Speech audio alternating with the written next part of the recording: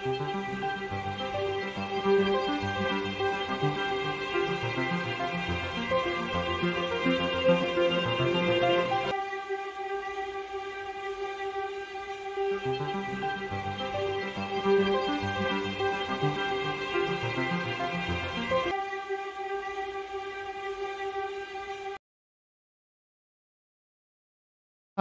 প্রথম পর্বে 2017 সাল থেকে 2020 সাল পর্যন্ত মাধ্যমিক ভৌতবিজ্ঞানের যে বড় প্রশ্নগুলো অর্থাৎ 4 দাগের যে প্রশ্নগুলো এসছে সেগুলো নিয়ে আলোচনা করেছিলাম। এই পর্বে বা দ্বিতীয় পর্বে আমরা বাকি যে সালগুলো অর্থাৎ 2022 সাল থেকে 2025 সালে যে প্রশ্নগুলো এসছে সেগুলো নিয়ে আলোচনা করব। তো শুরু করা যাক আমাদের আজকের ক্লাস।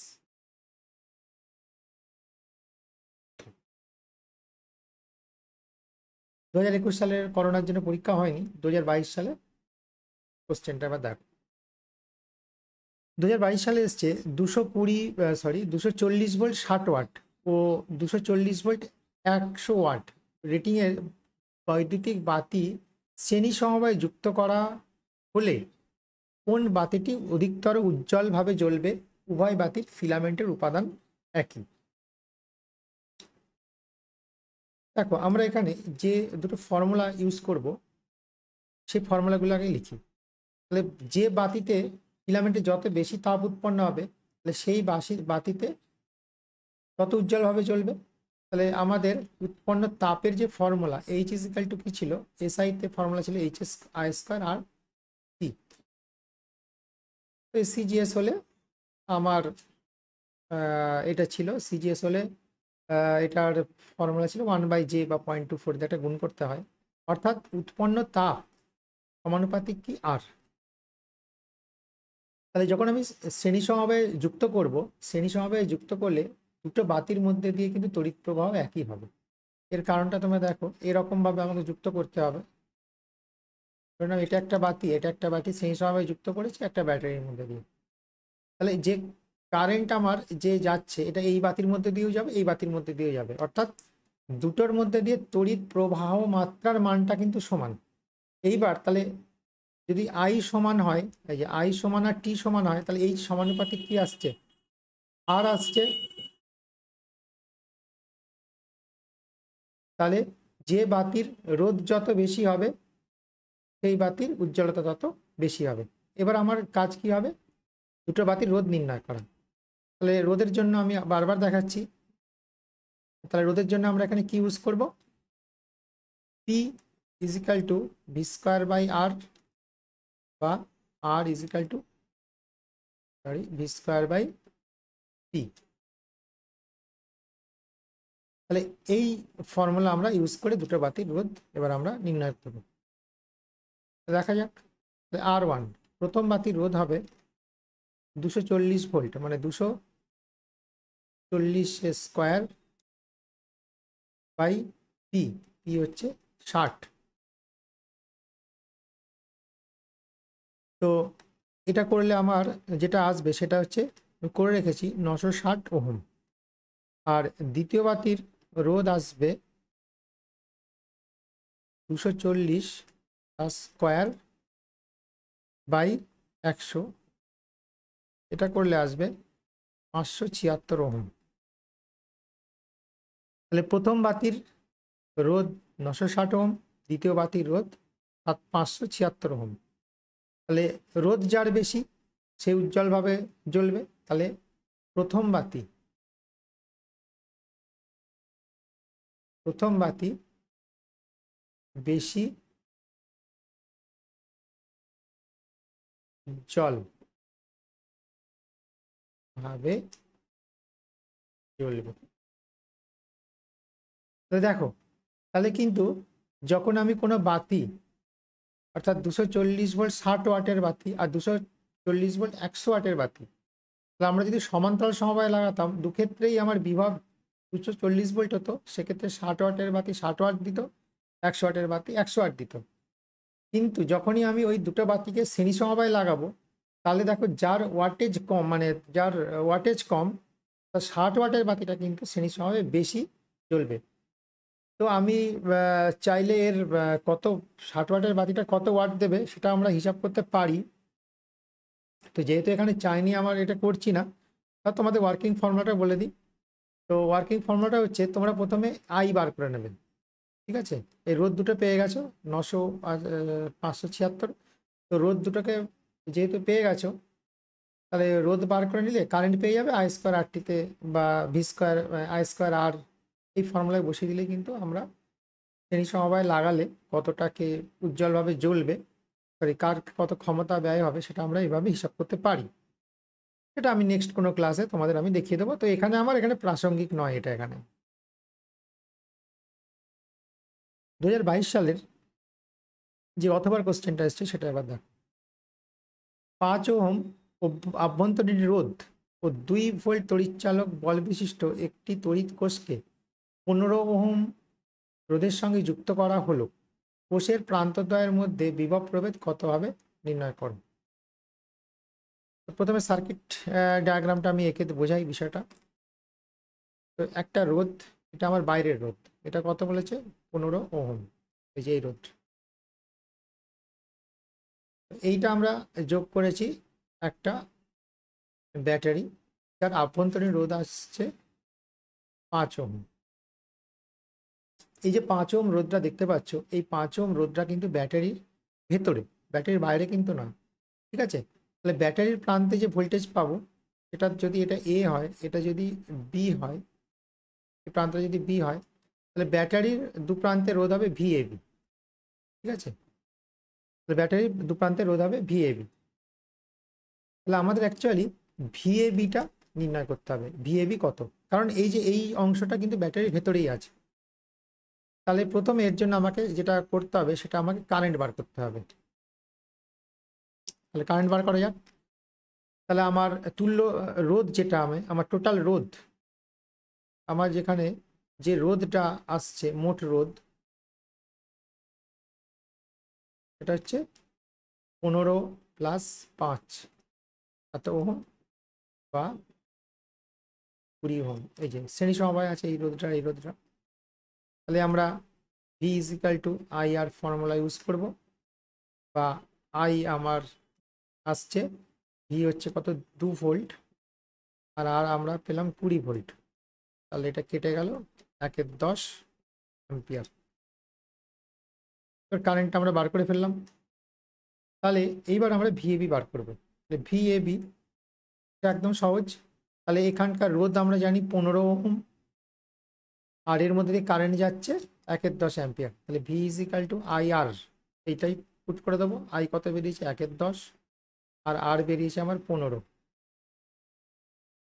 ইজিক্যালটা হচ্ছে 1.55 ভোল্ট। অর্থাৎ এই ক্ষেত্রে, অর্থাৎ ব্যাটারির আভ্যন্তরীণ রোধ যদি 5 ওহম হয়, তো 2 ভোল্টের ব্যাটারি আমার বাইরে যে ভোল্টেজটা শো করবে 15 ওহম রোধের লাগালে 1.5 ভোল্ট। এটাই কিন্তু অ্যাকচুয়ালি সেই তড়িৎচালক বল এবং বিভব প্রভেদের পার্থক্য একটা ছোট উদাহরণ, যেখানে বলা হয়েছিল তড়িৎচালক বলের মান বেশি হয়, বিভব প্রভেদের মান কম হয়। এখান থেকেই বোঝা যাচ্ছে তড়িৎচালক বল দেখো 2 ভোল্ট, আর আমার বাইরে যে ভোল্টেজটা পাচ্ছি বা বিভবটা পাচ্ছি সেটা হচ্ছে 1.5 ভোল্ট।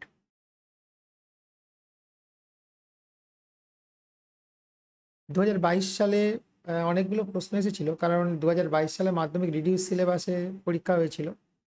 তো ওই জন্যে তড়িৎটা ছিল, তড়িতের অনেকগুলো কোশ্চেনই এসেছিল।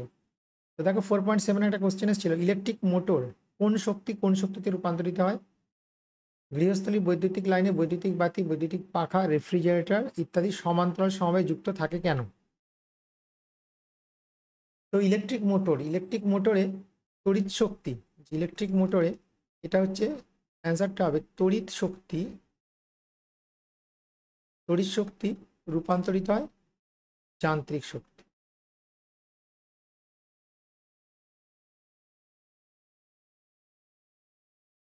ইলেকট্রিক মোটর কোথায় কোথায় ব্যবহার হয় ভাবলেই বুঝতে পারবে।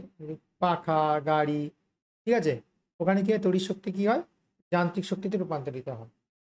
আর গৃহস্থালী বৈদ্যুতিক লাইনে বৈদ্যুতিক বাতি, বৈদ্যুতিক পাখা, রেফ্রিজারেটর ইত্যাদি সমান্তরালের সাথে যুক্ত হয় কারণ আমাদের দুটো মেন লাইন থাকে, একটা হচ্ছে আমার মেন লাইন আর একটা হচ্ছে নিউট্রাল তার।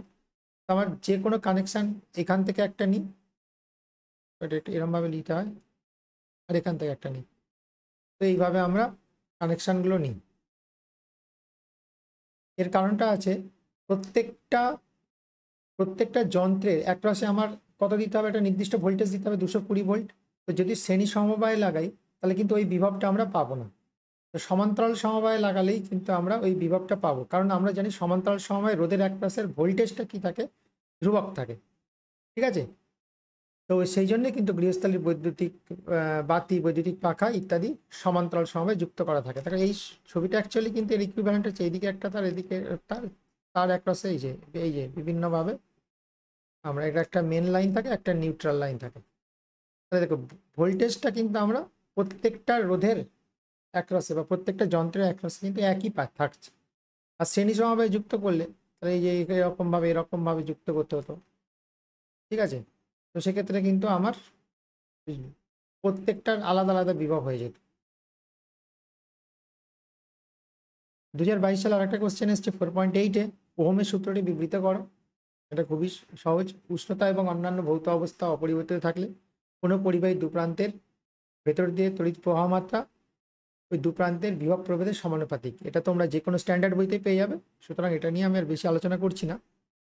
তো পারলে তোমরা এই ওহমের সূত্র লেখার পরে ভি সমানুপাতিক আই বা ভি সমানুপাতিক আর ইন্টু আই, তো এইটা যদি লিখে দাও তাহলে ভালো হয়, মানে গাণিতিক রূপটাও লিখে দেওয়া উচিত। আচ্ছা, এবার কি বলছে দেখো, অঙ্কটা দেখো। কোনো পরিবাহী দুপ্রান্তের 110 ভোল্ট বিভব প্রভেদ প্রয়োগ করলে 0.1 তড়িৎ প্রবাহ মাত্রায় পরিবাহী রোধ কত? একদম এই ভি অ্যাকচুয়ালি, হ্যাঁ ইরেজ করে দিই।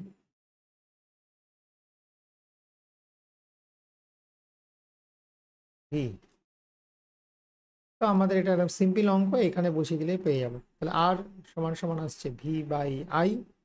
তাহলে ভি হচ্ছে 10 আর আই হচ্ছে 0.1।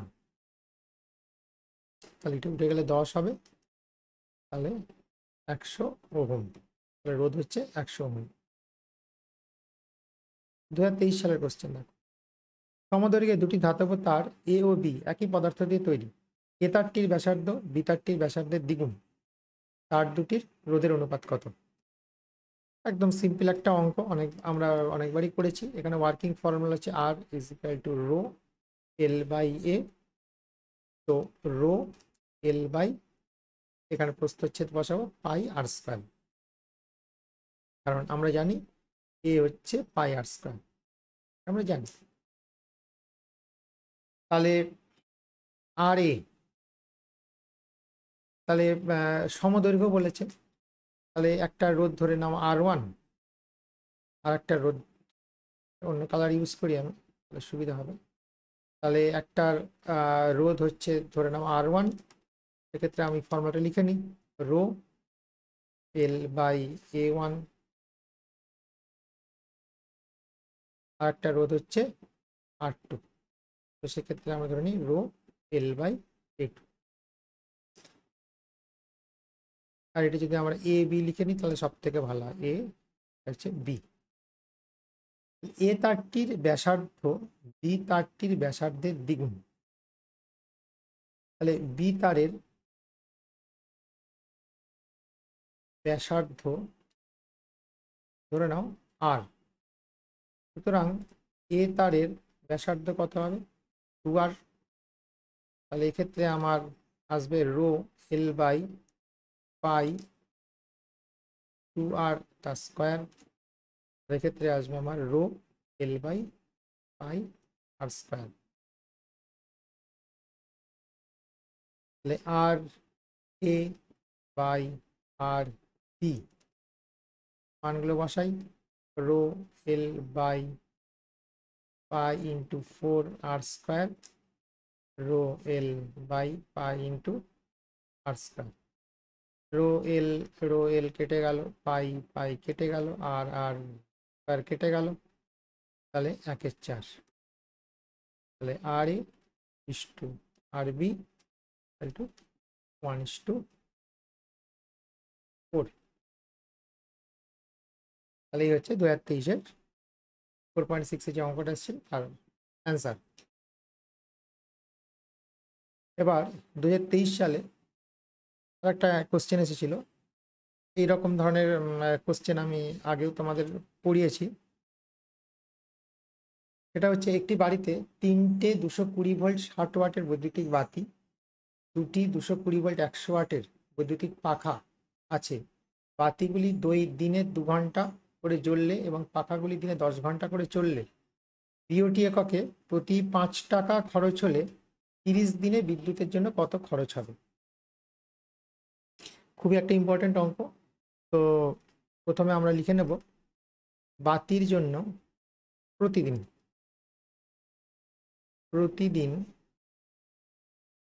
বাতির জন্য বিদ্যুৎ খরচ হয়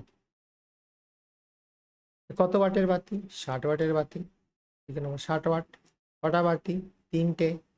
3 ইন্টু ক ঘন্টা করে জ্বলছে? 5 ঘন্টা করে জ্বলছে।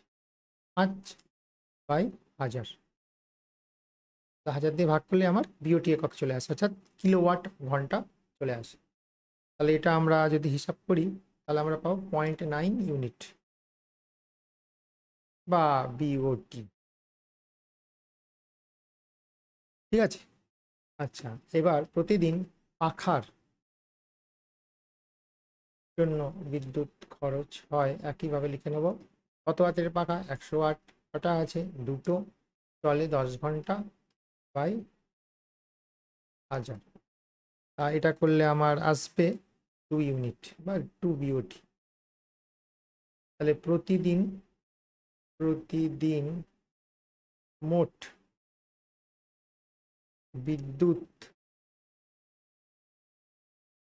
খরচ কত হচ্ছে? 0.9 প্লাস 2 এত বিওটি ইজ ইকুয়াল টু আমার আসছে 2.9 বিওটি। তাহলে মাসে মোট বিদ্যুৎ খরচ হবে 2.9 ইন্টু 30, এত বিওটি।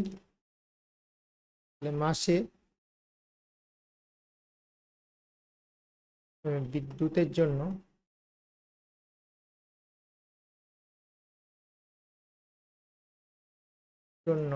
খরচ হবে প্রতি মিনিট কটা করে বলছে? 5 টাকা করে। তাহলে হবে 2.9 ইন্টু 30 গুণ 5, এত টাকা। এটা করলে আমি হিসাব করেছি, এটা করলে আসছে 435 টাকা। তো এই হচ্ছে 2023-এর যে অঙ্কটা। এই ধরনের অঙ্কগুলো কিন্তু খুব ইম্পর্টেন্ট, তোমরা দেখতেই পাচ্ছ অনেকবার করে এসছে, সুতরাং এই অঙ্কগুলো একটু ভালো করে বারবার দেখো এবং বুঝে নেওয়ার চেষ্টা করো। আচ্ছা, 2023-এ আর একটা কোশ্চেন এসছে 4.7-এ, তড়িৎচুম্বকীয় আবেশ সংক্রান্ত ফ্যারাডের সূত্রগুলি লেখো। ভাস্বর বাতির চেয়ে এলইডি বাতির ব্যবহারের একটি সুবিধা উল্লেখ করো। তো এটা তোমরা যে কোনো স্ট্যান্ডার্ড বইতে পেয়ে যাবে তড়িৎচুম্বকীয় আবেশ সংক্রান্ত ফ্যারাডের সূত্রগুলো। তো আমি একটা বই থেকে এটা কপি করে তুলেছি, পেস্ট করেছি। এটা হচ্ছে কোনো বদ্ধ পরিবাহীর কুণ্ডলীর সঙ্গে জড়িত চুম্বক প্রবাহের পরিবর্তন ঘটলে ওতে একটি তড়িৎচালক বল আবিষ্ট হয় এবং যতক্ষণ চুম্বক প্রবাহের পরিবর্তন ঘটে ততক্ষণই আবিষ্ট তড়িৎচালক বল স্থায়ী হয়। কোনো বদ্ধ পরিবাহীর কুণ্ডলীতে আবিষ্ট তড়িৎচালক বলের মান কুণ্ডলীর সঙ্গে জড়িত চুম্বক প্রবাহের পরিবর্তনের হারের সমানুপাতিক। তো সূত্রগুলো এই দুটোই কিন্তু লিখতে হবে, তবে 2 পাবে। আর ভাস্বর বাতির থেকে এলইডি বাতি ব্যবহারের সুবিধা হচ্ছে এলইডি বাতির ওয়াটেজটা কম। একই পরিমাণ আলো তোমার ভাস্বর বাতিতে বেশি ওয়াট অর্থাৎ বেশি বিদ্যুৎ খরচ হবে, আর এলইডি বাতিতে কম খরচ হবে। আর একই আলো পাওয়ার জন্য ভাস্বর বাতিতে বেশি বিদ্যুৎ খরচ হবে, এলইডি বাতিতে কম বিদ্যুৎ খরচ হবে, অর্থাৎ ওটা সাশ্রয়ী। এভাবে লিখলেই হয়ে যাবে। 2024 সালে যে কোশ্চেনটা এসছে দেখো, দুটি পরিবাহী শ্রেণী সমবায় ও সমান্তরাল সমবায়ের তুল্য রোধ যথাক্রমে 9 ওহম আর 2 ওহম। পরিবাহী দুটির রোধ নির্ণয় করো। তাহলে এটা আমাদের যেটা করতে হবে, এটা একটা সিম্পল সমাধানের অঙ্ক। দেখো আমাকে ধরতে হবে R1, একটা রোধ হচ্ছে R1 আর একটা রোধ হচ্ছে R2, এভাবে লিখে নেবে। তাহলে এবার দুটো ইকুয়েশন আমাদের আসছে, একটা হচ্ছে শ্রেণী সমবায় যখন যুক্ত করব তাহলে আসবে R1 প্লাস R2, এটা বলেছে কত 9 ওহম। আর সমান্তরাল সমবায় যুক্ত করলে অর্থাৎ 1/R প্লাস 1/R2, এটা করলে আসছে এইটা। তাহলে এটা 1 নম্বর সমীকরণ, এটা 2 নম্বর সমীকরণ। এই দুটোকে সমাধান করলেই আমরা পেয়ে যাব। তো 2 নম্বর সমীকরণকে নিয়ে যদি আমি একটু কাটাছেড়া করি তাহলে এটা আসছে এরকম, R1 R2 equal to R1 plus R2 equal to 1/2, বা R1 R2 বাই 9 বসিয়ে দেবো, 9/R1 R2 ইজিক্যাল টু 1/2, বা R1 R2 ভ্যালু যেটা আসছে এটা হচ্ছে 18 আসছে। তাহলে এটা 3 নম্বর ইকুয়েশন আমি লিখে রাখলাম। তাহলে এইবার এই দুটো, এই সমীকরণটা 1 আর এই যে সমীকরণটা, এই সমীকরণটা আমরা একটু দেখি কি আসছে। একটু আলাদা করে দিই যাতে আমাদের একসাথে না হয়ে যায়, তোমরা কিন্তু খাতায় পরপরই করবে। দেখো R1 প্লাস R2 তার স্কোয়ার বলে কি আসছে 81। তাহলে এটাকে আমি একটু কায়দা করে লিখতে পারি, R1 মাইনাস R2 তার whole square minus 4 R1 R2 equal to 81, বা R1 minus R2, R1 R2 মান আমরা পেয়ে গেছি অলরেডি, স্কোয়ার R1 R2 মান পেয়েছি 18, 4 ইন্টু 18 ইজিক্যাল টু 81, বা R1 মাইনাস R2 এর ভ্যালু যেটা আসবে 81 মাইনাস 72, 18 72 দিকে নিয়ে গেছি, তো করলে আসবে 9, আর এটা স্কোয়ার হবে, বা R1 minus R2 equal two আসবে 3। তো প্লাস মাইনাস 3 লেখা যায়, কিন্তু এখানে লেখার দরকার হয় না, ঠিক আছে। তাহলে এটা আমরা আসলাম 4। এবার 1 নম্বর সমীকরণ নেব এবং 4 নম্বর সমীকরণ নেব, দুটোকে যদি যোগ করি তাহলে কি পাওয়া যায় দেখ, R1 plus R2 equal two আসছে 9, R1 minus R2 equal two আসছে 3। দুটোকে যোগ করা যাক, 2R1 ইজিক্যাল টু আসছে 12, R1 আসছে 6 ওহম, R1 এর মান পেয়ে গেলাম 6 ওহম। তাহলে R2 এর মান আমরা এখান থেকে সহজেই পেয়ে যাবো, R2 equal two 9 minus R1, 1 নম্বর সমীকরণ থেকে পাচ্ছি, এটা 9 মাইনাস 6 এটা 3 ohm, R2 equal two 3 ohm. তো এটা একটা জাস্ট সমাধানের অঙ্ক, এটা একটু ভালো করে দেখো, করলে আশা করি বুঝতে পারবে। স্টেপ বাই স্টেপ সমাধানগুলো একটু লক্ষ্য করো। 2024 সালে 2024 সালে যে কোশ্চেনটা এসছে, এরকম একটা কোশ্চেন এসছে। তো দেখো এইখানে যে কোশ্চেনটা দেওয়া আছে এটা এরকমভাবে দেওয়া আছে, এখানে আমি দুটো তুল্যরোধ বার করতে হবে। এখানে আমি দুটো বিন্দু আমি নিয়ে নিই, সি আর ডি, দুটো বিন্দু আলাদা করে মার্ক করে নিই। তাহলে একটা জিনিস লক্ষ্য করো, এ আর ডি একই বিন্দু, এ আর ডি একই বিন্দু, অর্থাৎ এরও যা বিভব ডি এরও তাই বিভব। আর লক্ষ্য করে দেখো সি এবং বি একই বিন্দু, আর সিডি কানেক্ট করা আছে রোধ শূন্য দ্বারা। তাহলে দেখো এই যে 1 ওহম, এই যে রোধ 1 ওহম, তাহলে R1 এটাকে নাম দিলাম R1, এটার নাম দিলাম R2, এটার নাম দিলাম R3। তাহলে R1 এর একপাশে বিভব হচ্ছে কি V A minus V D. এবার তোমরা বলবে ভিসি, তো না, বি আর সি যেহেতু একই বিন্দু, তাহলে এই যে R1 এর একপাশে এক বিভব হচ্ছে V A minus V B, সমান নয় R1 এর একপাশে বিভব। ঠিক একইভাবে R2টা লক্ষ্য করো, এই যে R2 এর একদিকে পয়েন্ট আছে ভিসি আর একদিকে পয়েন্ট আছে ভিডি, তাহলে এটা আমি লিখতে পারি ভি, মানে এটা ডিফারেন্স যদি করি তাহলে এটা হচ্ছে ভিসি ডিফারেন্স ভিডি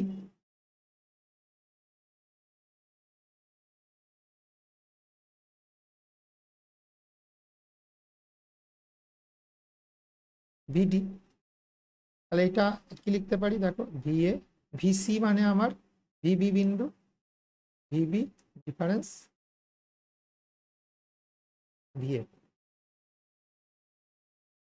আবার ঠিক একইভাবে আর থ্রিটা লক্ষ্য করো, একদিকে আছে ভিডি ডিফারেন্স ভিবি, তাহলে এটা আমরা কি লিখতে পারি, ভিডি মানে হচ্ছে ভিএ, ভিএ ডিফারেন্স ভিবি। তাহলে ডিফারেন্স তো একই হবে, তাহলে এটা সমান আমরা এটা সমান আমরা লিখতে পারি ভিএ ডিফারেন্স ভিবি। তাহলে যে তিনটে তার রোধ আছে সেই তিনটে রোধেরই একরাশে ভোল্টেজ হচ্ছে ভিএ মাইনাস ভিবি। তাহলে তিনটে রোধেরই একরাশে ভিএ মাইনাস ভিবি হওয়া মানেটা কি, তার মানে তিনটে তারই সমান্তরাল সমবায় যুক্ত, অর্থাৎ এদের প্রত্যেকের এক প্রান্তে ভোল্টেজ ভিএ, অন্য প্রান্তে ভোল্টেজ হচ্ছে ভিবি। তাহলে এর যে ছবিটা এরকম, একটা হচ্ছে 1 ওহম, একটা হচ্ছে 2 ওহম, আর একটা হচ্ছে 3 ওহম। এইবার দেখো এটা অঙ্কটা কত সহজ। তাহলে 1/r ইজিক্যাল টু হচ্ছে a1 plus is equal to 1/2 plus 1/3। এটা অ্যাকচুয়ালি 1/1, যেহেতু 1 আছে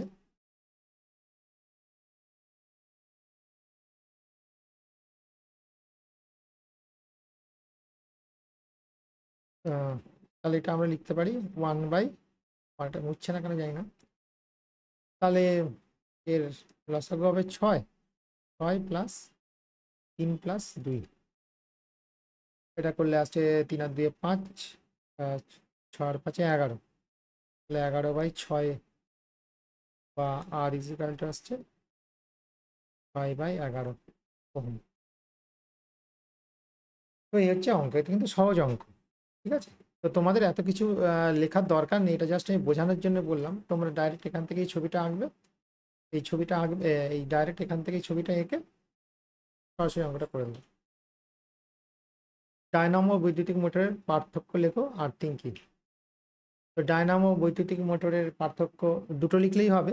তো আমি একটু বড় করেই তোমাদের কিছু, তোমরা একটু পজ করে একটু দেখে নাও। ডায়নামো যন্ত্রে যান্ত্রিক শক্তি বিদ্যুৎ শক্তি রূপান্তরিত হয়, যন্ত্র যা বিদ্যুৎ শক্তিকে যান্ত্রিক শক্তিতে রূপান্তরিত করে। কাজের ধরন, এটি একটি জেনারেটর বিদ্যুৎ উৎপাদন করে, এটি একটি মোটর ঘূর্ণন শক্তি উৎপন্ন করে। শক্তি রূপান্তর, যান্ত্রিক শক্তি থেকে বিদ্যুৎ শক্তি, বিদ্যুৎ শক্তি থেকে যান্ত্রিক শক্তি কোথায় কোথায় প্রয়োগ করা হয়, এর মূল উপাদান কি, এগুলো নিয়ে আমি ডিটেলসে একটু দিয়ে দিয়েছি যাতে তোমরা একটু পড়ে নাও। তো 2 নম্বরের জন্য মিনিমাম 3টে লিখলেই যথেষ্ট হবে। আর আর্থিং কি, আর্থিং হচ্ছে একটা মোটা তামার তারের এক প্রান্ত মিটারের সঙ্গে যুক্ত করে অন্য প্রান্তটি মাটির নিচে বিশেষ পদ্ধতিতে পুঁতে রাখা একটি ভারী প্লেটের সঙ্গে যুক্ত করা হয়, একেই আর্থিং বলে। তো তামার তার নেব মিটারের বা আমাদের বাড়ির যে কোনো লাইনে যে প্লাগ আছে, প্লাগ পয়েন্ট আছে দেখবে এই 3টে, এর মধ্যে এইটা হচ্ছে আমার আর্থিং, এটাকে গ্রাউন্ড বলে। এইটা আমার আর্থিং এর সাথে যুক্ত করা হয়। তো আমি যেভাবে লিখে দিয়েছি ওইভাবে লিখলেও হবে, এটা আমি একটা বই থেকেই নিয়েছি। 25 সালে যে কোশ্চেনটা এসেছে দেখো, 3টে 20 ওহম রোধকে শ্রেণী সমবায়টি 30 ওহম রোধের সঙ্গে সমান্তরাল সমবায় যুক্ত করলে অন্তিম সমবায় তুল্য রোধ কত। 3টে 20 ওহমকে আমরা প্রথমে শ্রেণী সমবায় যুক্ত করব। সমবায়টি 30 ওহম রোধের সঙ্গে সমান্তরাল সমবায় যুক্ত করব। এরকম হলো, এটা 20, এটা 20 ওহম, আর এটা হচ্ছে 30 ওহম। তাহলে এর তুল্য রোধ, এর ইকুইভ্যালেন্ট যে ছবিটা হবে এটা হচ্ছে এরকম হবে। এটা কত হবে 60 ওহম, আর এটা কত হবে 30 ওহম। তাহলে এর তুল্য রোধ কি হবে, তাহলে 1/r equal to 1/60 plus 1/30 equal to 60 × 30। Direct যদি আমি করে দিই তাহলে হবে 30 প্লাস 60, আর এটা হবে 90 বাই 60 ইন্টু 30, এটা একদম কেটে দিই ডাইরেক্ট, টি এটা করলে আসবে 2 by 20, R is equal to আসবে 21। তো এই হচ্ছে 2025-এর প্রশ্নটা। 2025 আরেকটা এসছে, একই মানের তিনটে রোধকে শ্রেণী সমবায়ে যুক্ত করে ওদের দু প্রান্তে একটি তড়িৎচালক বলের উৎস যোগ করে করা হলো 10 ওয়াট ক্ষমতা ব্যয়িত হয়। রোধ তিনটির সমান্তরাল সমবায়ে যুক্ত করে একই তড়িৎচালক বল প্রয়োগ করলে কত ওয়াট ক্ষমতা ব্যয়িত হবে? তাহলে এর যে working formula P is equal to square by R, এটা আমরা ইউজ করব। তো প্রথমে তিনটে যদি শ্রেণী এই ফর্মুলা আমরা ইউজ করব, ঠিক আছে। তো প্রথমে আমি যেটা করব, ধরি প্রত্যেকের রোধ কত, ধরি রোধ আর, তাহলে প্রথম ক্ষেত্রে তুল্য রোধ শ্রেণী সমবায়ে যুক্ত করেছে, প্রথম ক্ষেত্রে তুল্য রোধ হবে পি আর। তাহলে আমরা এখান থেকে কি পাবো, পি, পি মানে আমার কত 10, এই যে 10 ওয়াট। কি হচ্ছে তড়িৎচালক বলটাকে আমরা ভি দিয়ে লিখছি, ই দিয়েও লেখা হয়, আর আর এর জায়গায় লিখবো পি আর।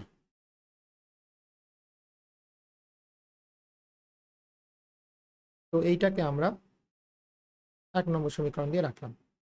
আচ্ছা, এবার এই রোধ তিনটেকে যদি আমি সমান্তরাল সময়ে যুক্ত করি, অর্থাৎ এইভাবে যুক্ত করি, তো সেক্ষেত্রে দ্বিতীয় ক্ষেত্রে তুল্য রোধ কত হবে? দ্বিতীয় ক্ষেত্রে তুল্য রোধ হবে 1 বাই আর ড্যাশড বলি, 1 by R plus 1 by R plus 1 by R, বা আর ড্যাশড হবে আর বাই 3। তো সেক্ষেত্রে আমার ধরি ক্ষমতা ব্যয় হবে পি, তাহলে পি হবে স্কোয়ার বাই পি,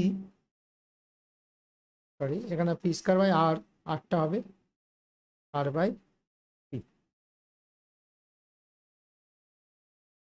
এটা হচ্ছে আমার 2 নম্বর, ঠিক আছে। এবার 1 এবং 2 নম্বর থেকে পাই, বা যদি এটাকে একটু আমি শর্ট করে লিখি, তাহলে কি হবে 3 স্কোয়ার বাই আর।